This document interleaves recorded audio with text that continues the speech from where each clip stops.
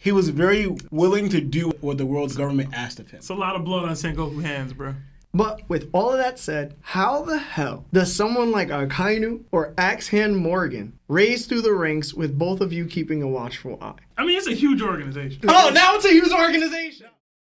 Garp's reaction to this and Sengoku's response, I wasn't expecting this. Because the one translation we pointed to, if they had to take out Garp, Sengoku would turn a blind eye to it. But this one's a lot better because it's like, are you guys friends? To me, I always thought that Sengoku and Garp were like best friends. But with the other translation, when I read it, when it was like, nah, because the world government decides to like mark you insane or like take you out, I'm looking the other way, dude. I was like, whoa, that's crazy. But it shows Sengoku's line of thought that which I kind of, I guess, already knew about him. They're realizing how evil the world government was. Granted, Sengoku wasn't there, but I'm sure Garp told him everything. But still to say this, it's like even the people in the Marines are starting to realize who the real enemy is. But what I'm reasoning with Garp is like he keeps bringing about things to protect here. For example, if Garp left the Marines and you just let the Marines completely succumb to the world government, you have two organizations like that. You know, you don't have anyone that's like, all right, that's kind of fighting for the little guys like Garp or for peace or for like civilians in any way, or I'm gonna still protect them. You just have a complete organization, the world government, and a complete affiliate that does anything that the world government asks without any clashback or fight back. I think Garp was that principled role. I'm still going to focus on protecting Marines and civilians from the world government. Not really sharing other people that have that attitude because like he would openly express even to like the Celestial Dragons or Scouts. So kind of painting in that mind that way. Sengoku,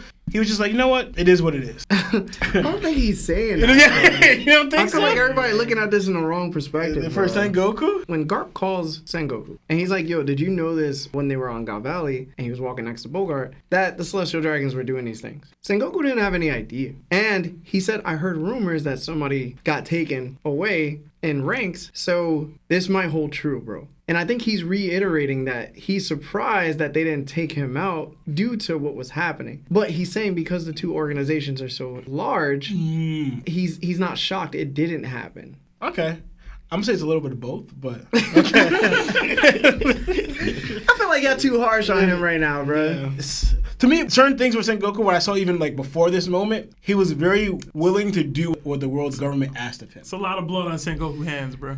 Listen, they're not absolved. They're not absolved. Okay. Garp's response to the news article from Morgan's was apt. I expected that. Like, he wouldn't be happy with this. Him saying he was going to beat Morgan's down, I was like, yo, Morgan's better watch out, because I don't think he can play Garp. I wonder if they've ever interacted at any point. No, I don't think so. You don't think so? You think it's up? He'd be a chicken and fried chicken and everything. Sengoku's conversation with Garp was interesting. A lot of people have been giving Sengoku a lot of shade because of what he said. Basically being a company man and allowing for these atrocities to take place and him looking the other way. The way I read this was Sengoku saying to Garp, you can't make change from the bottom of the ladder. Yes. You have to move up on the ladder in order agree. to make change. But that begs the question, how much change did Sengoku actually implement? Because he rose about as high as a person can rise. Granted, they don't seem to still be doing hunting competitions, but there's still slave auctions. There's still all types of insane negative things that the world government does on a day-to-day basis that he seemingly approves of. There's conversation in the chat, in the Discord, about the babies that were being targeted that were in correlation to potentially being Roger's son. Sengoku and Garp, seemingly, were willing to carry those missions out. Now, we don't know. I don't think it's ever actually been confirmed whether those women got straight up clipped or not. Carry them out is a wrong word. Yeah. They didn't. Garp ain't clipping No. babies. No. Now, I get what you mean, but they weren't. You can't say they were really part My of it. point was that Garp knew of that at the minimum. Okay. And he went after Rouge to protect her because he knew she was the only person guilty of this actual crime. It's not a real crime. She wasn't really guilty, but Garp still made sure to protect her. Did Sengoku protect any of those other women? Did he go out of his way to do anything to make sure that that didn't happen to anyone? He might have, but either way, women were still being taken from their homes and questioned while pregnant because they might have been. Whose baby is this? You know what I'm Who saying? put this baby in you? I did think it was really funny to see them fighting. I thought that was really, really dope. It reminded me of Sanji and Zoro, how they be fighting, because like you be seeing Sanji jump in the air with the 2 feet. I thought that was funny as heck. They really used hockey hardy. Yeah, they did. I was like, dang, it got like that, bro? I was gonna bring that up too. People were arguing whether or not this upscales Sengoku at all. And I'm like, for most people who think that Sengoku is already strong, it doesn't upscale anything. Yeah. Other people think he's trash. that he's super weak and that he couldn't even compete with a Garp like this. I don't think it'll end that conversation. Meanwhile, he just got a hockey blossom.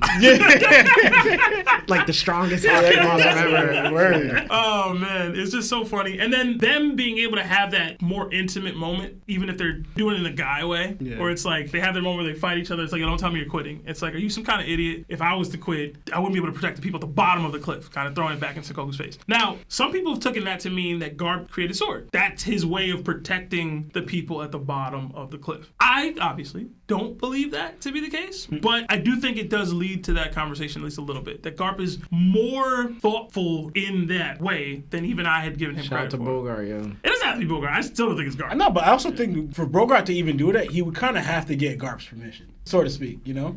But I did think that was a dope little moment. I was also wondering, Sengoku's not an admiral yet, is he? No, they're vice admirals. No, they're both vice admirals? Okay. Yeah. I took it as when Sengoku said, I looked the other way. I thought of two things. Because he compared the Marines as a big organization, the world government as a big organization, and he also added the kingdoms that the government has with them as well. And saying that pretty much, going with what Sebastian said and what you said, but also saying that that's a big force that we can't do anything about it. Like, that's too big of an organization powerhouse. Instead, going to Sengoku, the only way is probably to go higher up. But Sengoku showed that I'm still willing to look the other way because I can't do nothing really fully against that master force. And it also goes into Sengoku's mindset if he's also willing to do it as well. I question that during this moment. I feel like he would do something to a degree, but I did acknowledge that pretty much there's certain things that he showed that he disagrees with the world government, but not as strongly as Garp is. They're same size of a coin. Like Sengoku will be the tails and pretty much and Garp will be the head. They have different views, they have similarities, but like how Garp views things and how avid he is different how Sengoku is. Like Sengoku disagrees, but he's still ready to fall in line with the world government and with the Marines. While Garp is like, no,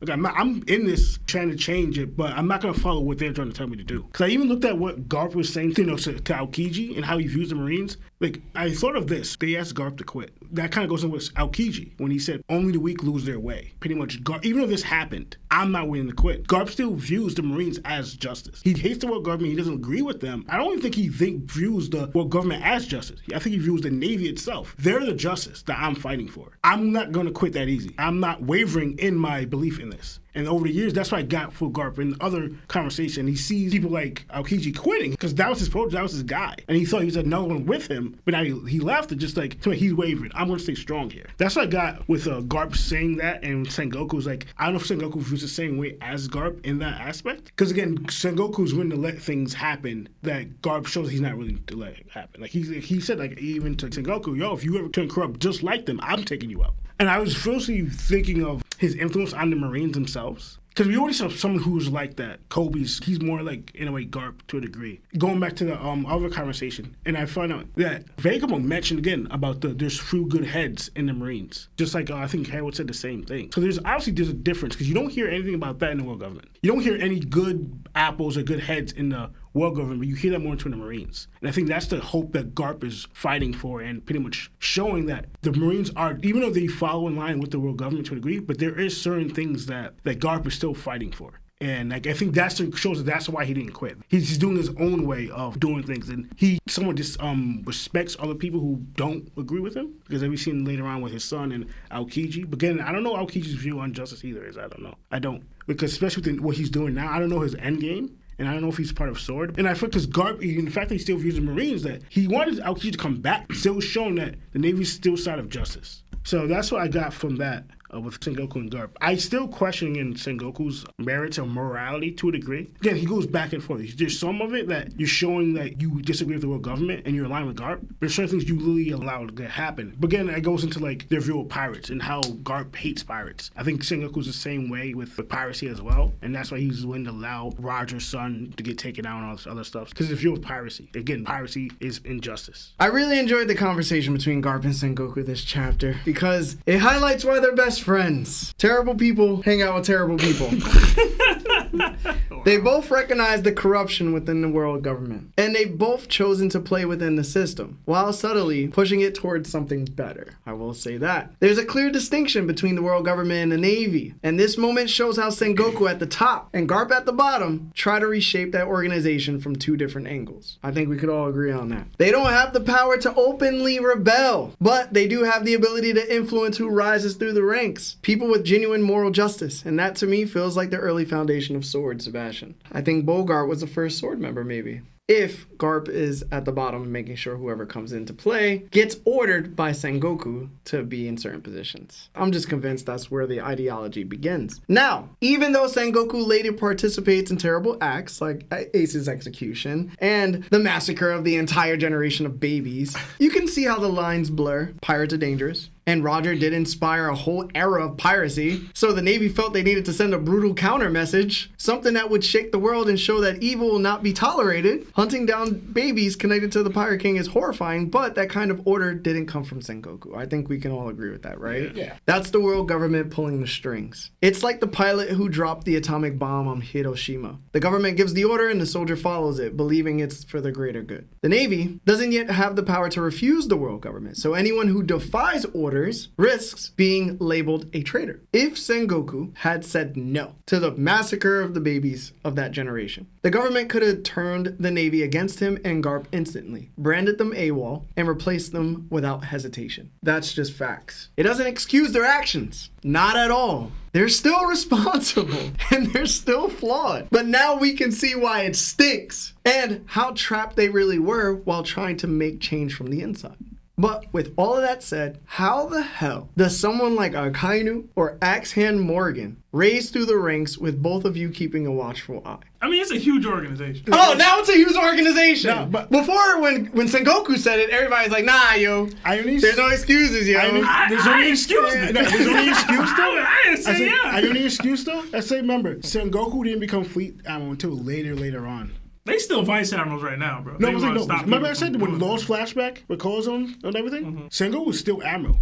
Yeah. So, like, even though after that, like, Kong is still Fleet Admiral. And I don't know how Kong's view on certain things, but, like, Sengoku doesn't get in the role that he can allow certain things until, I don't know when, but he stays an Admiral for a long time. You can still make decisions on the way up. But you're not the head of command, though. You know, I don't think we don't know when that happened, Lionel. I'm just saying. You know what I'm saying? This is the difference what I know with Garp, what I liked about him. The tactic with the whole Aokiji thing and Little Secret Way. He was pretty much telling Aokiji, dude, you don't have to climb the ranks to do whatever you want. I've been doing that. Like, dude, just do what I do. Garp speaks from a place of like, yo, I'm the strongest person alive, though. Type of, you know what I mean? Like, Aokiji can't just do that. You know what I mean? Like, also, I don't know if it's just me, but I got some serious Conqueror's Hockey vibes from Sengoku. Maybe I'm the only one. I mean, he's opinionated, clearly climbing the ladder, and even smiles in Garp's face when fighting him. He carries this higher authority energy when he tells Garp he better not quit. Even their fight breaking out like that. I don't know, bro. It just felt like other people who have Conqueror's Hockey. Honestly, I love it. I want more Sengoku lore. There's so much more to enjoy in his character, even though he's a piece of crap.